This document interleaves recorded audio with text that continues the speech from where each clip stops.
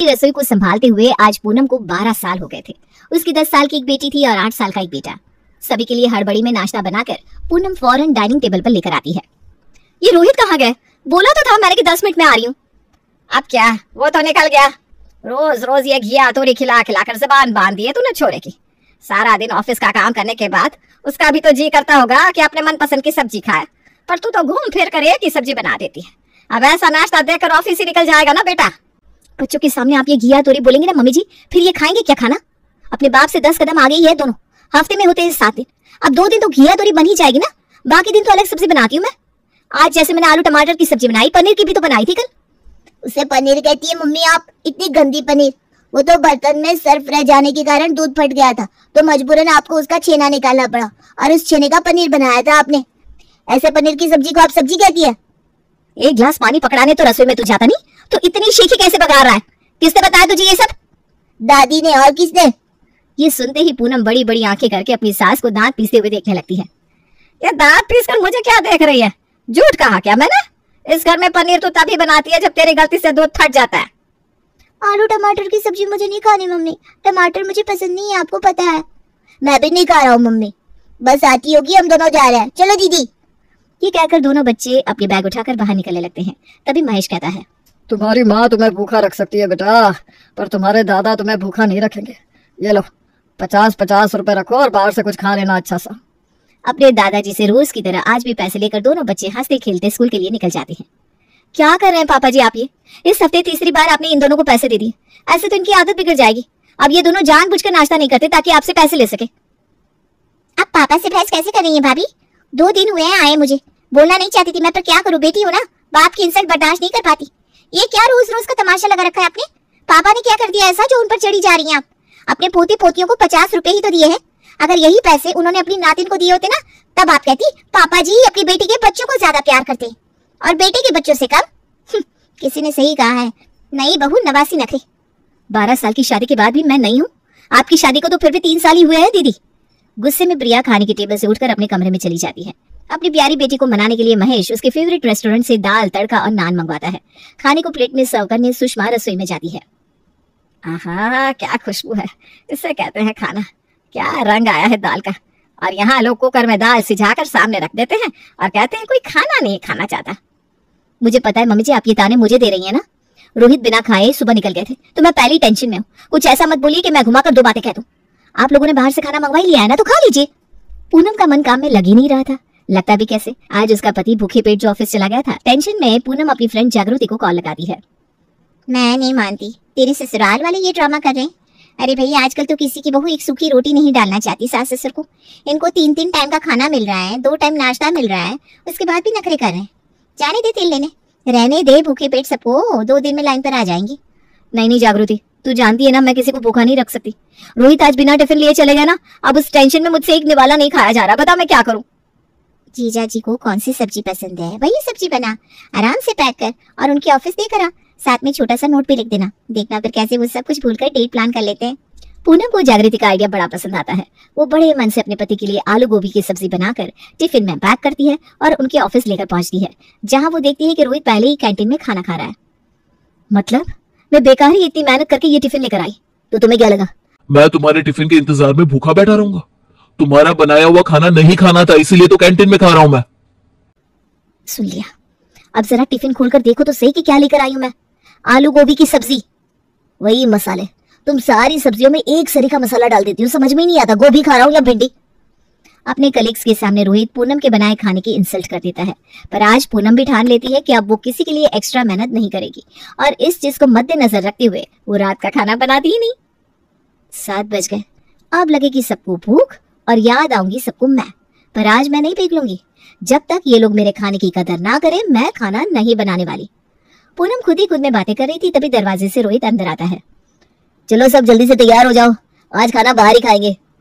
ये हुई ना बात, बच्चे भी बाहर जाने की बड़ी जिद कर रहे थे। अरे पर अभी तो आप आए हैं, कब सब तैयार होंगे, कब हम रेस्टोरेंट पहुंचेंगे, कब ऑर्डर देंगे? फिर खाना बनाने में भी 20-25 मिनट तो रेस्टोरेंट वाले ले ही लेंगे। इतनी देर भूख बर्दाश्त होगी क्या पापा जी आपसे? 8 बजे तो आपको एग्जिट खाना चाहिए होता है। थोड़ा एडजस्ट तो करना पड़ता ही है बहू, बाकी इतनी देर लगेगी नहीं। हम कौन सा बर्थडे पार्टी पर जा रहे हैं जो तैयार होंगे, बस एक टी-शर्ट पहन लूंगा अभी। मैं तो इसी साड़ी को ठीक से लपेट लेती हूँ। मेरे तो मार्केट वाले कपड़े ही है, और बच्चों को तो देखेगा ही कौन। और यहीं से रेस्टोरेंट वालों को फोन करके खाना बनाने का ऑर्डर भी दे देते हैं। जब तक हम वहां पहुंचेंगे तब तक खाना मिल जाएगा। पूरा परिवार तैयार होकर रेस्टोरेंट चला जाता है और वहीं डिनर करता है। आप कहती है ना भाभी, क्या कमी रह जाती है खाने में। आप खुद ही इस बात का अंदाजा लगाइए कि रेस्टोरेंट के खाने में कोई कमी नहीं निकाल रहा। यानी कुछ तो अंतर है ना आपके खाने में और यहाँ के खाने में। घर का खाना खाकर तो मेरी जान जा रही थी बुआ। अच्छा वो पापा आप हमें बाहर ले आए, वरना भगवान जाने मेरा क्या होता। फिर आती है बिल देने की बारी। अरे रुक रुक रोहित, तू क्यों भरेगा बिल? बिल तो बहू को भरना चाहिए। रसोई के नाम के सारे पैसे उसी के हाथ में तो जाते हैं। आज हम सब बाहर खा रहे हैं तो रसोई का राशन भी तो बच रहा है। बिल भर दे बहू, तेरे महीने के पैसों में से काट लेना। डिनर करके सभी वापस लौट आते हैं, पर ये बात यहीं खत्म नहीं होती। अगली सुबह पिंकी और उसके दादाजी मिलकर ऑनलाइन कुछ ऑर्डर करने की कोशिश कर रहे थे। बेकार में आप दोनों तब से कोशिश कर रहे हैं। इतनी सुबह तो हलवाई की दुकान भी नहीं खुलती, कौन लाकर देगा डिलीवरी? आप टेंशन मत लीजिए मम्मी, आजकल के बच्चे हैं, जितना हमें नहीं पता होता उतना उनको पता होता है। पिंकी कह रही है तो ब्रेकफास्ट भी ऑर्डर होता ही होगा। वो तो होगा नहीं, हो गया ऑर्डर। पोहा, मिठाई, कचौड़ियाँ और पराठे। और मेरी फ्रेंच फ्राइज भी दीदी। हाँ हाँ, तू क्यों टेंशन ले रहा है? बर्गर और फ्रेंच फ्राइज अलग से ऑर्डर किया है मैंने। ठीक है फिर प्लेट लगाओ भाई, खाने की वैरायटी सुनकर ही भूख लग गई मुझे। बहू डिलीवरी वाले को पैसे दे देना, क्योंकि घर खर्च के पैसे तो तेरे पास ही रहते हैं ना। अब घर का राशन भी तो बच रहा है। जी मम्मी जी। अब इसी तरह तीनों वक्त पूनम के ससुराल वाले रेस्टोरेंट से मंगवा कर खाने लगते हैं और बिल मत्थे चढ़ता है तो पूनम के। महीने के 10वें दिन में ही पूनम के हाथ के पैसे खत्म हो जाते हैं। ये तो हद ही कर दी इन लोगों ने। हाथ में मेरे 30,000 आते हैं, रसोई में तो 20,000 में ही चला लेती हूँ, 10,000 तो बच ही जाते हैं। पर यहाँ इन लोगों के रेस्टोरेंट के खाने के पीछे आधे महीने में ही पूरे पैसों का स्वाहा कर दिया। अब मैं अपने पिछले महीने के बचाए हुए पैसे नहीं देने वाली, किसी को चाहे कुछ भी हो जाए। और फिर से दोपहर के खाने को ऑर्डर करने के बाद बिल पकड़ाया जाता है घर की इकलौती बहू पूनम के हाथों में। 1 मिनट, ये डिलीवरी का खाना कोई नहीं खुलेगा, क्योंकि देने के लिए पैसे नहीं बचे मेरे पास। अरे कहाँ गए सारे पैसे? 30,000 रुपए महीने के देता हूँ मैं तुम्हें। दिन में 3 टाइम रेस्टोरेंट का खाना खाओगे तो पैसे तो लगेंगे ना। और वैसे भी 2,000 रुपए ऊपर से ऑलरेडी दे चुकी हूँ मैं, अब मेरे पास पैसे नहीं है। इस घर में सभी का डिपार्टमेंट बटा हुआ है बहू।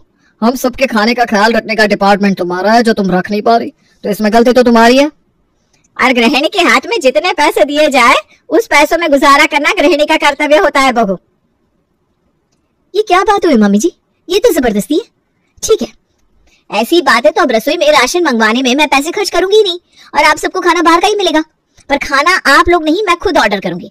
बस आप लोग बता दीजिएगा कि किसे क्या खाना है। अपने बजट को मेंटेन रखने और अपने ससुराल वालों के होश ठिकाने लगाने के लिए पूनम मंगवाना शुरू करती है ठेले का खाना, और इसका आगाज कुछ इस तरह होता है। सब कुछ पैक कर लिया ना दीदी? ट्रेन आती होगी। हाँ बस भाभी, ट्रेन का खाना दे दे तो निकलो। पर मेरे हाथ का बना खाना तो किसी को अच्छा नहीं लग रहा ना दीदी, इसलिए मैंने कुछ बनाया ही नहीं है। और आपको मैं ऐसे खाली हाथ नहीं भेजूंगी। ऑर्डर किया है मैंने खाना, छोले और भटूरे। पैक ही आएगा, आती ही सीधा आपको पकड़ा दूंगी। यहाँ पहुंचती है डिलीवरी और वहां प्रिया की हो जाती है विदाई। शाम को ही प्रिया अपनी भाभी को कॉल करके कहती है, ये कैसे छोले दिए भाभी आपने? शाम होते होते ही ये खट्टे हो गए। मेरी आलू की सूखी सब्जी और पूरी आपको भा नहीं रही थी ना दीदी, सो मैंने बाहर से छोले और भटूरे मंगवा दिए। अब वो खट्टे हो या मीठे, मैं क्या कर सकती हूँ।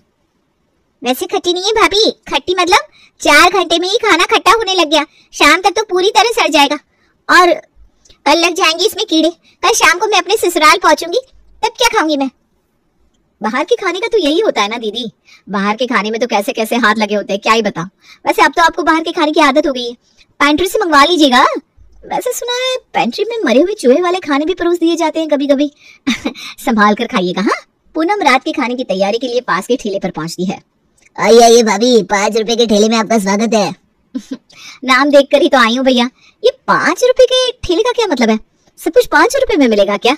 क्या भाभी, आप भी ना मजाक कर दिए। अच्छी क्वालिटी रखने के लिए पैसे भी तो लगाने पड़ते हैं। आप तो ये समझो कि हम ऊपर से 1 भी रुपया नहीं ले रहे हैं, जो लागत है बस वही चार्ज कर रहे हैं। जो चीज बाहर 10 में मिलेगी यहाँ 5 में, यानी कि 50% का फायदा है हमारे ठेले से लेने पर। अच्छा हाँ, तो ये मटर पनीर कितने की दोगी? 120 रुपए की 1 प्लेट। हाँ वाकई ये रेट तो तुम्हारा बहुत सही है। फिर एक काम करो, 1 प्लेट आलू दम की सब्जी दे दो, 2 प्लेट पनीर की सब्जी और 10 रोटियां। तीनों सब्जियां पैक करवा कर पूनम अपने घर पहुंचती है। अब सबसे पहले 2-3 रोटियों को जरा जला देती हूँ और सब्जियों के साथ 10 रोटी पूनम टेबल पर सजा देती है। अब तो मुझे भी बाहर के खाने की आदत लग गई है। बहुत तेज भूख लग रही है। 4 रोटियां तो मैं ही खा लूंगी। हाँ हाँ खाओ पूनम। 4 रोटियां लेकर पूनम पहले ही बैठ जाती है। बचती हैं 6 रोटियां और खाने वाले 5 लोग। ये रोटियां तो जली हुई हैं। क्या पापा जी, ऐसा कैसे हो गया? मैंने तो उसी रेस्टोरेंट से खाना मंगवाया है जहाँ से आप लोग मंगवाते हैं। अभी फोन करके कंप्लेन करती हूँ। और रोटियां तुमने इतने कम क्यों मंगवाए बहू? मैंने तो 25 रोटियों का ऑर्डर दिया था मम्मी जी, पर उन्होंने कैंसिल कर दिया। शादी का सीजन है ना, स्टॉक खत्म हो गया होगा। इसी में आप लोगों को अब गुजारा करना होगा, क्योंकि मेरी रसोई की रोटियां तो अब मुझे भी नहीं पाती, तो ये ऑप्शन तो है ही नहीं। आधे से भी कम खाना खाकर सभी को सोना पड़ता है। अगली सुबह सभी की चॉइस पूछकर पूनम 5 रुपए के ठेले वाले मोहन को कॉल करके खाने का ऑर्डर दे देती है। ठेले पर खाना कैसा बनता है इससे तो आप सभी वाकिफ है। ठेले की ही तले बुने खाने को फिर से रेस्टोरेंट का बताकर पूनम सभी को परोस देती है। देखकर ही किनारे है, इतना ज्यादा तला हुआ खाना। 2 कचौरी खाने के बाद तीसरी कचौरी बाहर आ जाएगी। पर पूनम की सोच के बिल्कुल विपरीत चीज होती है। महेश तो खाने की डबल तारीफ कर देता है। बहुत अच्छा किया बहू तुमने, जो ये खाना ऑर्डर करने का जिम्मा खुद पर ले लिया। खाना तो और जबरदस्त बनवा रही हो तुम। खाते खाते महेश के पेट में गुड़गुड़ होने लगती है। लगता है आपको बहुत भूख लग रही है पापा जी। मेरे बेटा लगता है पाचन शक्ति जरा कमजोर हो गई है। रोज रोज बाहर का खाना खाने के कारण महेश का पाचन तंत्र अब बिगड़ने लगा था और अपनी होशियारी लगाते हुए पिछली रात की मंगवाई हुई सब्जी में बहुत सारे मसाले डालकर पूनम सभी को दोपहर के खाने में परोस देती है। ये रेस्टोरेंट वाला लगता है पहले का बासी खाना ही पैक करके देने लगा है। रेस्टोरेंट में तो यही होता है ना दादी, एक साथ बहुत सारे लोगों का खाना बनाकर उससे या तो डीप फ्रीज कर देते हैं। जैसे ही कस्टमर खाने का ऑर्डर देते हैं, शेफ वही सब्जी को गर्म करके रेडी कर देते हैं। अब आप ही सोचिए, घर में 2 खाना बनाने में मम्मी को कितना वक्त लगता है, और वही रेस्टोरेंट में 15 मिनट में इतना सारा खाना बनाकर वो लोग कैसे ले आते हैं। अरे भाई मुझसे तो 1 चम्मच भी नहीं खाया जा रहा, इतना ज्यादा मसाला है इस खाने में, पूरे मुंह में छाले आ गए मेरे। एक बार ऐसे ही मेरे मुंह में भी छाले आए थे। मम्मी याद है तब आपने कहा था जब पेट की आंतड़ियां गर्म हो जाती है तो मुंह में छाले आ जाते हैं। ऐसे में कुछ ऐसा खाना चाहिए जो हल्का हो, पेट को आराम दे। तो आप बताइए पापा जी, ऐसा क्या ऑर्डर कर दूं जो आपके पेट को आराम दे? बाहर से ऐसा क्या ही आएगा बहू जो किसी के पेट को आराम दे पाए। बाहर के खाने में कोई माँ बाप थोड़ी ना होता है, ऐसा खाना तो घर पर ही बनाया जा सकता है। क्या मम्मी जी, कैसा मजाक करिए आप। मैंने तो अब राशन मंगवाना भी बंद कर दिया है। बाहर का खाना भी आएगा और राशन के लिए पैसे भी बच जाए। इतनी अच्छी गृहिणी मैं नहीं हूँ। मैं अभी पापा जी के लिए खिचड़ी ऑर्डर कर देती हूँ। और 5 रुपए के ठेले वाले मोहन से मंगवा लेती है पूनम खूब मसालेदार खिचड़ी और परोस देती है अपने ससुर के सामने, और अपना लास्ट मूव चलने के लिए ऑन कर देती है टीवी। टीवी देखते हुए खाना खाइए पापा जी, फिर पता भी नहीं चलेगा और खाना अंदर चला जाएगा। रेस्टोरेंट का खाना खाकर हुए शुक्ला जी के परिवार वाले बीमार। क्या रेस्टोरेंट वाले परोस रहे हैं आपकी थाली में जहर? क्या कमजोर पड़ सकती है आपकी पाचन शक्ति? आइए जानते हैं मिसेस शुक्ला से। बहुत बड़ी गलती होगी मुझसे, बहुत बड़ी गलती हो गई। काम से बचने के लिए मैं अपने घर वालों को बाहर का खाना खिला देती थी, और आज इस खाने को खाने के कारण मेरे पति ऑपरेशन थिएटर में पहुंच गए। ये रेस्टोरेंट में खाना नहीं, जहर मिलता है, जहर। आप सभी दर्शकों से विनती है कि कभी कभार ही बाहर का खाना ठीक है, पर रोज रोज नहीं। पूनम के घर पर सबकी तबीयत तो बिगड़ने लगी ही थी, और इस न्यूज को देखने के बाद सभी के पसीने भी छूट जाते हैं। इस खिचड़ी को हटाओ यहाँ से, अब इस घर में बाहर का खाना नहीं आएगा, मुझे जीना है भाई। मैं अभी पिज्जा बर्गर नहीं खाऊंगी, मम्मी अब जो बनाओगी मैं वही खाऊंगी। और पहली बार घर में ऐसा होता है कि ठेले के खाने के कारण अब सभी घर का खाना शुरू कर देते हैं।